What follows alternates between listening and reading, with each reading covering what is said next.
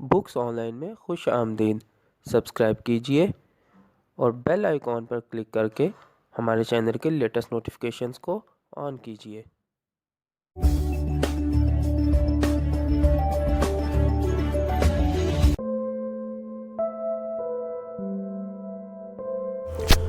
अऊज़ु बिल्लाहि मिनश्शैतानिर्रजीम बिस्मिल्लाहिर्रहमानिर्रहीम। आज हम मुमताज़ मुफ्ती की किताब अलीपुर के अली के 42वें हिस्से का आगाज़ करेंगे। इस वक्त हम इस किताब के जिस बाब को पढ़ रहे हैं उसका नाम है त्याग। आज हम किताब का सफ़ा नंबर 362 से आगाज़ करेंगे। आइए शुरू करते हैं। हंगामा।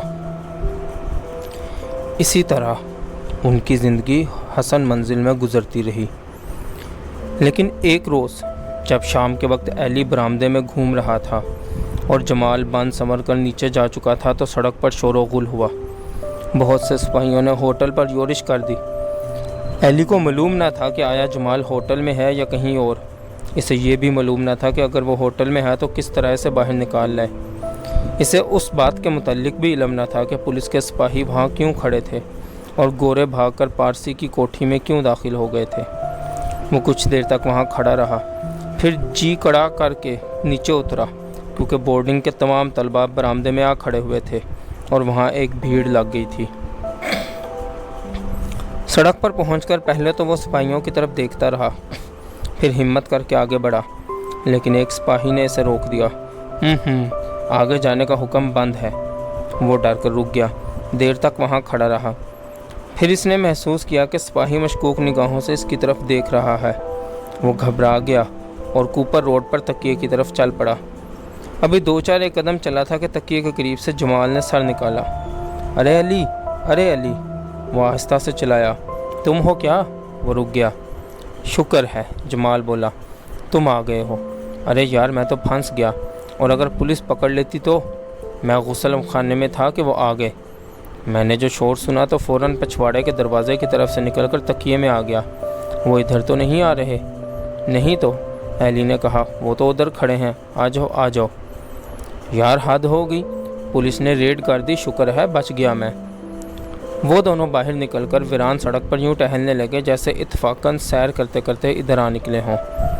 इस डर के मारे कि कहीं पुलिस बोर्डिंग में आकर तफ्तीश ना शुरू कर दे, वो देर तक आवारागर्दी करते रहे और आखिर थक खाकर अपने कमरे में जा पहुँचे और अपनी अपनी चारपाई पर पड़कर लेट गए।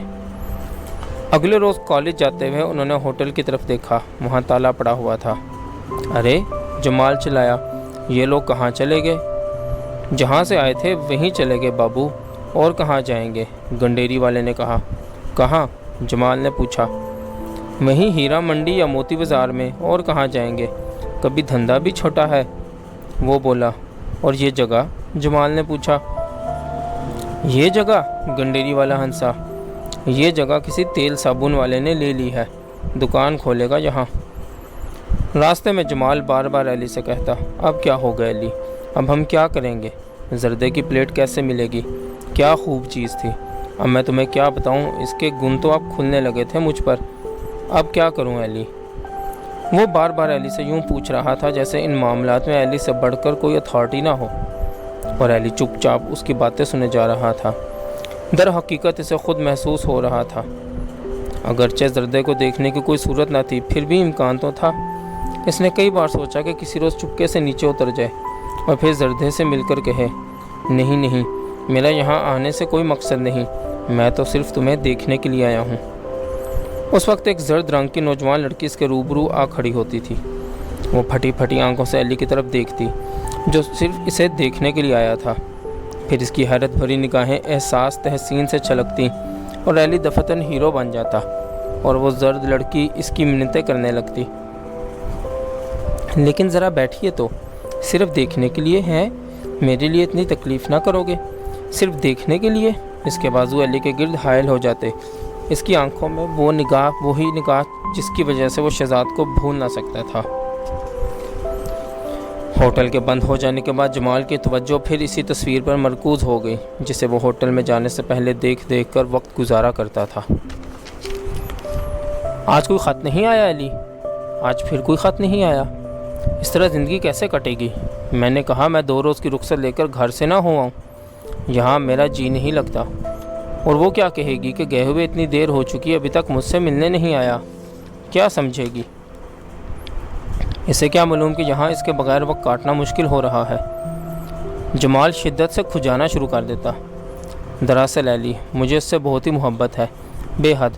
اس کے بغیر چلنا دو بھر ہو جاتا ہے، کیا کروں؟ پھر وہ یکدم پینترا بدل کر کہتا، ایلی، وہ زردہ کیا کہے گی کہ مجھے ملنے کی کوشش بھی نہیں کی؟ لیکن وہ تو چلی گئی ہے یہاں سے، ایلی نے کہا۔ لیکن وہیں گئی ہے نا، ہیرا منڈی میں، اسے ڈھونڈنا کیا مشکل ہے؟ یار مجھے اس کا شکریہ تو ادا کرنا چاہیے کم از کم۔ تو پھر؟ ایلی نے پوچھا۔ تم مانو تو دونوں چل کر اسے ڈھونڈیں۔ لیکن ڈھونڈیں گے کیسے؟ ایلی نے پوچھا۔ لو، یہ بھی کیا مشکل ہے کیا؟ اس کوچے سے گزرتے جائیں گے اور دیکھتے جائیں گے۔ اگر وہ وہیں ہے تو کھڑکی یا دروازے میں بیٹھی ہوگی، چھپ کر تو نہیں بیٹھتی، ان کا تو کام ہی ایسا ہے۔ ایلی کو پسینہ آ گیا۔ وہ بولا، مجھے تو نہ لے کر جاؤ اپنے ساتھ۔ لو، اس میں کیا ہے؟ جمال کہنے لگا، وہاں کوئی اپنا جان پہچان تو ہوگا نہیں، پھر ڈر کیسا؟ مجھے تو ڈر آتا ہے، ایلی نے کہا۔ تو پگڑی باندھ لینا تاکہ کوئی پہچانے نہیں۔ اس روز وہ دونوں راستے میں اسی بحث میں الجھے رہے۔ ایلی کو اس کے کوچے میں جانے سے ڈر لگتا تھا، لیکن ساتھ ہی وہ چاہتا تھا کہ کسی طریقے سے جمال اسے زبردستی لے جائے اور وہ جا کر دیکھے کہ وہاں کیا ہوتا ہے، وہ کس طرح بیٹھتی ہیں، کس طرح اپنی نمائش کرتی ہیں۔ اور پھر اگر زردہ مل جائے تو وہ اس سے کہے گا، میں تو صرف تمہیں دیکھنے کے لیے آیا ہوں، لیکن جمال کو نہ بتانا، میں اب چلتا ہوں صرف دیکھنے کے لیے۔ زردے کی نگاہوں میں تحسین جھلکنے لگی اور وہ بڑھ کر اسے اپنے بازوؤں میں لے لے گی اور کہے گی، نہیں، میں جمال کو کیوں بتانے لگی۔ اس کوچے میں ہفتے کو شام ہی سے جمال نے تیاریاں شروع کر دی تھیں۔ پہلے اس نے ایک طویل غسل کیا، پھر ٹرنک کے پاس بیٹھ کر دیر تک پہننے کے لیے کپڑوں کا انتخاب کرتا رہا۔ بالآخر کپڑے پہن کر خوشبو لگائی، سنہرے بالوں کو بڑے اہتمام سے بنایا، منہ پر کریم کی مالش کی، بوٹ چمکایا اور پھر یوں تیار ہو بیٹھا جیسے عید کی نماز پڑھنے جا رہا ہو۔ شام کے قریب وہ دونوں چل پڑے تھے۔ بھاٹی دروازے پر وہ تانگے سے اتر گئے تاکہ تانگے والے سے یہ نہ کہنا پڑے کہ انہیں کہاں جانا ہے۔ اس علاقے میں گھومتے گھومتے انہیں کافی دیر ہو گئی، کیونکہ انہیں یہ معلوم نہ تھا کہ وہ کوچہ کہاں واقع ہے، جہاں چوباروں میں راگ رنگ کی محفلیں ہو رہی تھیں، ساز سر کیے جا رہے تھے، بائیاں تانے اڑا رہی تھیں، لوگ یوں گھوم پھر رہے تھے جیسے میلے پر آئے ہوئے ہوں۔ کسی سے پوچھے بغیر اس بازار میں پہنچنا آسان کام نہ تھا، لیکن اس کوچے میں پہنچنا بے حد مشکل تھا۔ دیر تک وہ چکر لگاتے رہے اور اس امر پر بحث کرتے رہے کہ آخر وہ کیسے وہاں پہنچ سکتے ہیں۔ اس کوچے کے متعلق کسی سے دریافت کرنے کی ان دونوں میں ہمت نہ تھی، اور دریافت کیے بغیر وہاں پہنچنا ناممکن معلوم ہو رہا تھا۔ آخر تھک کر وہ ایک بائی کے چوبارے کے سامنے والے ہوٹل میں چائے پینے کے بہانے بیٹھ گئے، لیکن چائے کا پیالہ لے کر وہاں دیر تک بیٹھنا آسان نہ تھا۔ وہاں سبھی لوگ بلا تکلف بائیوں کے متعلق باتیں کر رہے تھے۔ اس ننھی بائی کے متعلق سنا تھا تم نے استاد؟ کہتے ہیں سیٹھ جمنا داس اس سے مینڈی کھلوانے کی تیاریاں ہو رہی ہیں، اور بھائی اس نے تو 20,000 دیا ہے بڑی بائی کو مینڈی کھلوانے کے لیے۔ کیوں نہ لے 20,000؟ چیز بھی تو غجب کی ہے، پر گانا وانا نہیں آوے ہے لڑکی کو۔ اجے قدرت بھی حساب سے دیتی ہے، کسی کو گلا دیوے ہے تو کسی کو جوبن۔ کیوں بابو؟ اس نے جمال کو کوہنی مار کر پوچھا۔ ایلی اور جمال نے دانت نکالے۔ ٹھیک ہے میر صاحب، بس کما لے، 2-1 سال پھر وہاں گلی میں جا کر بیٹھ جائے گی۔ استاد ہنسنے لگا۔ بازار میں تو اس کا ٹھکانہ رہ سکتا ہے جس کا گلا اچھا ہو، کیوں فضلے؟ فضلے ہنسنے لگا۔ ٹھیک ہے استاد، گلی میں ہی بیٹھے گی اور کیا۔ کون سی گلی میں؟ ایلی نے فضلے کے قریب ہو کر پوچھا۔ جی اسی میں۔ پھر اس نے غور سے ایلی اور جمال کی طرف دیکھا۔ تم پردیسی ہو بابو؟ ہاں ہاں، جمال بولا، امرتسر سے آئے ہیں۔ فضلے ہنسنے لگا۔ جبھی گلی کا پتہ نہیں۔ پھر بھی کہاں ہے وہ؟ جمال نے دوبارہ پوچھا۔ یہ تھانے کے سامنے جو ہے، پر بابو یہاں کا مال اچھا نہیں، بس 2-3 ہی کام کی ہیں، باقی سب بھرتی کا مال ہے۔ چائے ختم کر کے وہ پھر اسی چکر میں مصروف ہو گئے۔ लेकिन अब मुश्किल हल हो चुकी थी। अब वो किसी राहगीर से पूछ सकते थे, क्यों मियाँ, थाना किधर है इस इलाके का? दफतन अली खुशी से चिल्लाया, थाने का बोर्ड तो मैंने पढ़ा था, किसी चौक के करीब था। याद नहीं आ रहा किस चौक के करीब था। थाना तलाश करने में उन्हें चंदा दिक्कत ना हुई। थाने पहुंचकर इस गली को ना देखना कतई नामुमकिन था, क्योंकि बहुत से लोग उधर से आ रहे थे। वो कहकहे लगा रहे थे, एक दूसरे को कोहनियाँ मार रहे थे, आंखें चमका रहे थे, कई एक तो आवाज़ बुलंद गा रहे थे। वहाँ पहुंचकर अली का दिल बैठने लगा। उसकी हिम्मत ना पड़ रही थी कि गली में दाखिल होकर बाजार की बात और थी। वो तो दूसरे बाज़ारों की तरह एक आम गुजरगाह थी। वहाँ चलते हुए लोगों के मुतल्लिक ये नहीं कहा जा सकता था कि वो रंडियों को देखने के लिए आए हैं या उन्होंने चौबारे में जाना है। लेकिन इस गली में जाना तो एलानिया इस बात का इजहार था कि वह इन औरतों के लिए आए हैं, और फिर गाने वालियों को देखना या उनका गाना सुनना बुरा ना था। गली की रंडियों को देखना अली की टांगें कांपने लगी। लेकिन इतनी दूर आने के बाद अब गली में जाने से इनकार करना भी तो ठीक न था। मैं कहता हूँ, उसने जमाल से कहा, मैं अंदर जाकर क्या करूँगा? तुम जाकर उससे मिल लो, मैं तुम्हारा यहाँ इंतज़ार करूँगा, इसी जगह। नहीं यार, जमाल ने उसके कंधे पर हाथ मार कर कहा, इकट्ठे चलते हैं। लेकिन अली ने कहा, अगर वो मिल गई तो मैं वहाँ कैसे इंतज़ार करूँगा? हाँ, जमाल सोच में पड़ गया। मिल गई? उसने कहा, तो फिर तुम यहाँ आकर इंतज़ार कर लेना, चलो ना। वो उसे घसीट कर ले चला।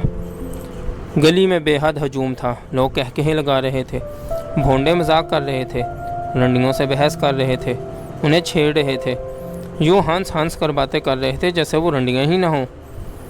अली यूँ जमाल के साथ चल रहा था जैसे इसे गली से कतई तौर पर कोई दिलचस्पी ना हो, जैसे वो वहाँ ज़बरदस्ती लाया गया हो।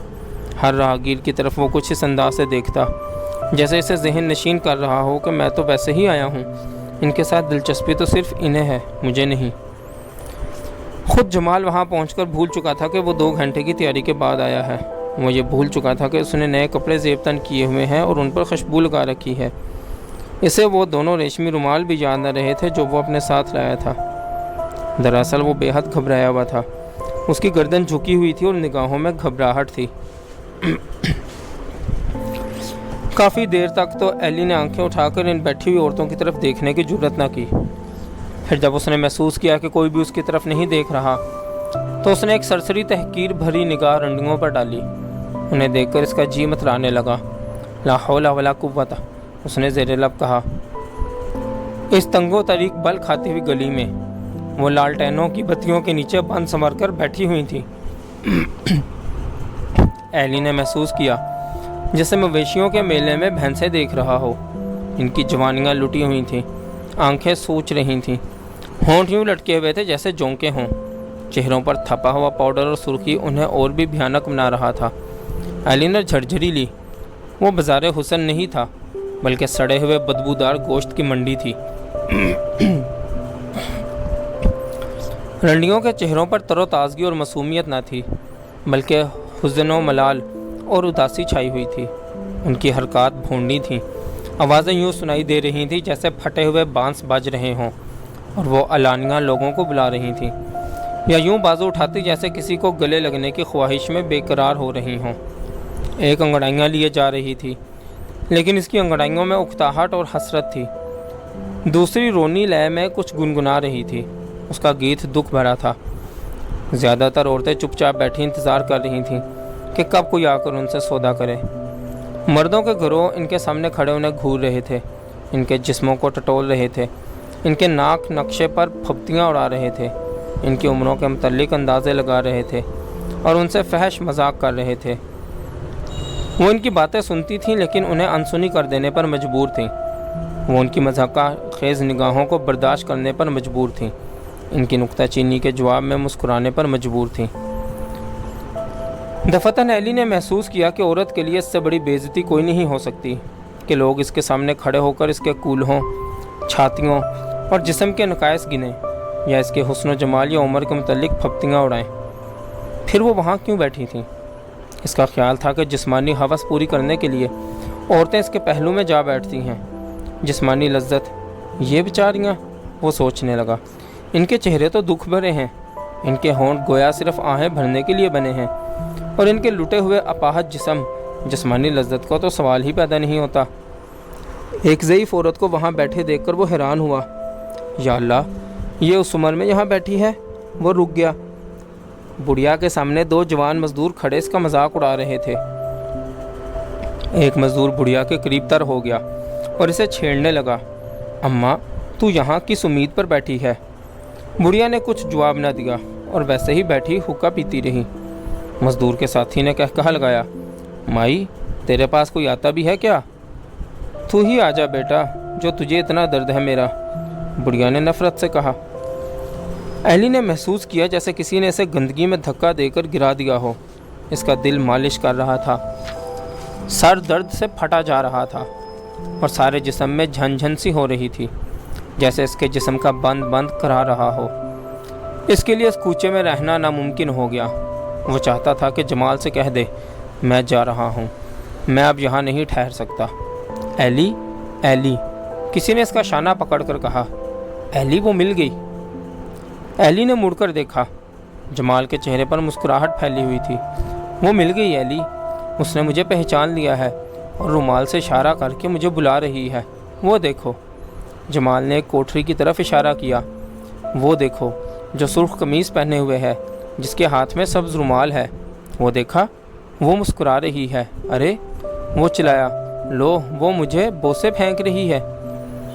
ایلی نے اس کی طرف غور سے دیکھا۔ ایک تنگ و تریک کوٹری کے دروازے میں سرخ قمیض پہنے ایک دبلی پتلی عورت بیٹھی تھی۔ اس کے کلوں کی ہڈیاں ابھری ہوئی تھیں، ہاتھوں میں جھریاں پڑی تھیں اور آنکھیں یوں کھینچی ہوئی تھیں جیسے ان میں بند ہونے کی صلاحیت ہی نہ رہی ہو۔ اچھا، تو میں چلتا ہوں، وہ بولا، گلی کے باہر تمہارا انتظار کروں گا۔ گلی کے باہر انتظار کرتے ہوئے وہ سوچتا رہا، لیکن اس میں سوچنے کی صلاحیت نہ رہی تھی۔ شدید نفرت کی وجہ سے اس کے جسم کا بند کانپ رہا تھا۔ گلی کے بدصورت چہرے اس کے سامنے تھے، ان کے سوجے ہوئے منہ، پھٹی آنکھیں اور مجروح جسم۔ ایلی کے دل میں نفرت کی دھنکی بج رہی تھی، اور یہ نفرت اس حد تک شدت اختیار کر چکی تھی کہ اس کا جی چاہتا تھا کہ بھاگ کر دیوانہ وار گلی میں جا داخل ہو اور کسی بدصورت ڈین کی کوٹری میں داخل ہو کر کہے، میں آ گیا ہوں، مجھے اپنی غلاظت سے بھر دے، مجھے اس گندگی سے شرابور کر دے، میری ہڈیاں توڑ دے، مجھے فنا کر دے اور پھر اس کے غلیظ جسم پر ڈھیر ہو جائے۔ ایلی کے دل میں عجیب متضاد خواہشات پیدا ہوتی تھیں۔ کسی وقت اس تضاد کو محسوس کر کے گھبرا جاتا اور اسے خیال آتا کہ اس کی سرشت میں نہ جانے کیا خامی ہے کہ اس کے دل میں بیک وقت ایسی متضاد خواہشات پیدا ہوتی تھیں۔ بسا اوقات اسے شک پڑتا کہ وہ دیوانگی کا شکار ہے۔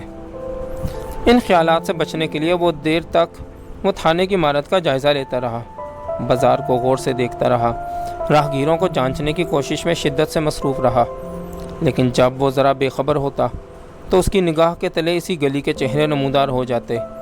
ان کی کریہ مسکراہٹیں اسے چاروں طرف سے گھیر لیتی، ان کے تباہ شدہ لٹے ہوئے جسم اس کی طرف بڑھتے دل میں نفرت کی دھنکی بجنا شروع ہو جاتی، اور پھر وہی دیوانہ پن اس پر مسلط و محیط ہو جاتا۔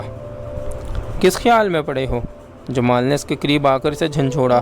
سنتے ہی نہیں؟ اوہ، تم آ گئے؟ وہ چونکا۔ مل آئے زردہ سے؟ اس نے پوچھا۔ ارے نہیں، وہ تو کوئی اور ہی نکلی، لیکن اچھی تھی بیچاری، اتنی اچھی تھی کہ میں تمہیں کیا بتاؤں۔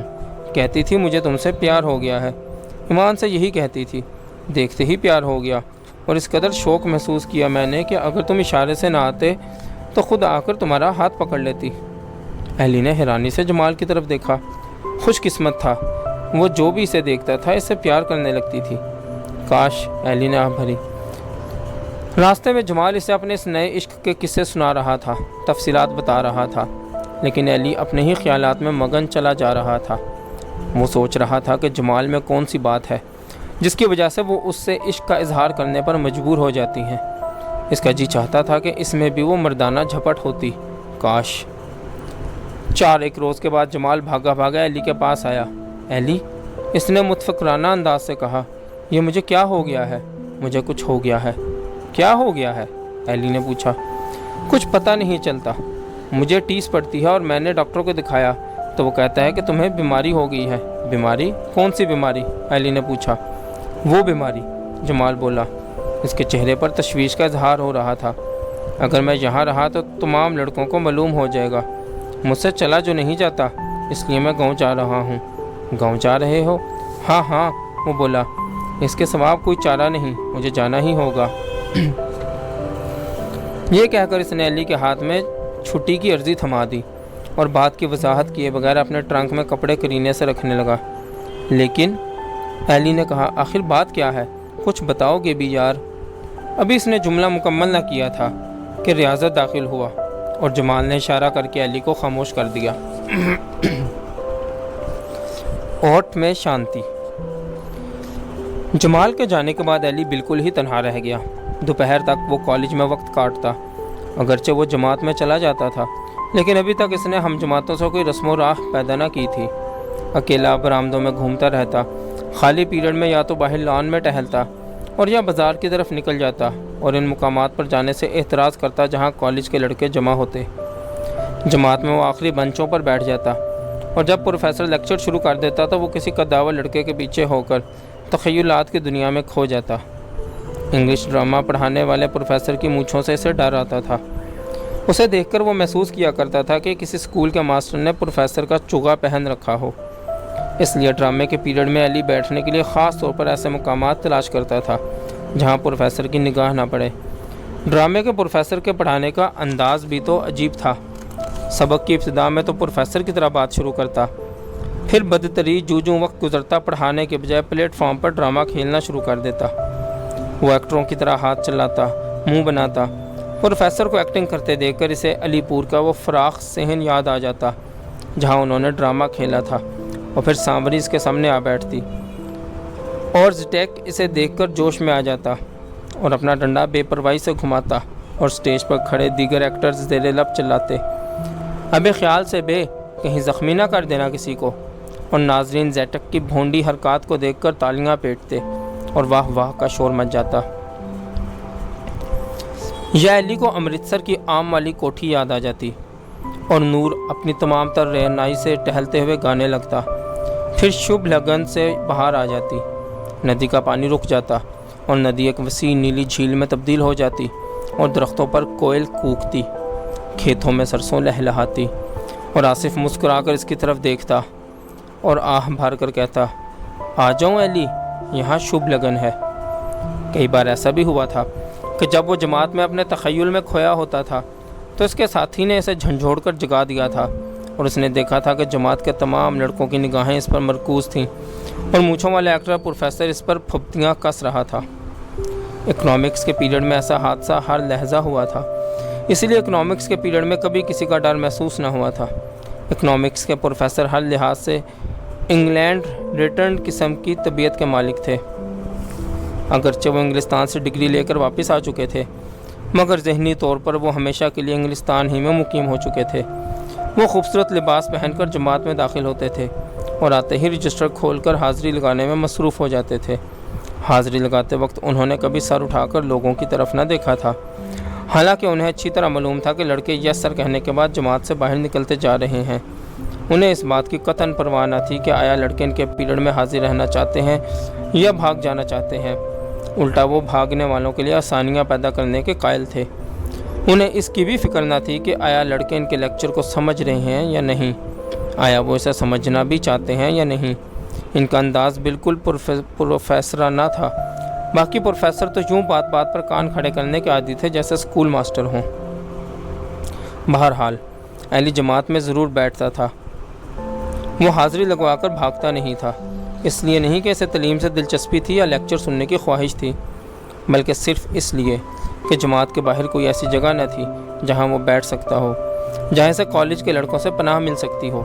جماعت کا کونا اس کے لیے بہترین پناہ گاہ تھی جہاں وہ اپنے تخیل سے کھیل سکتا تھا۔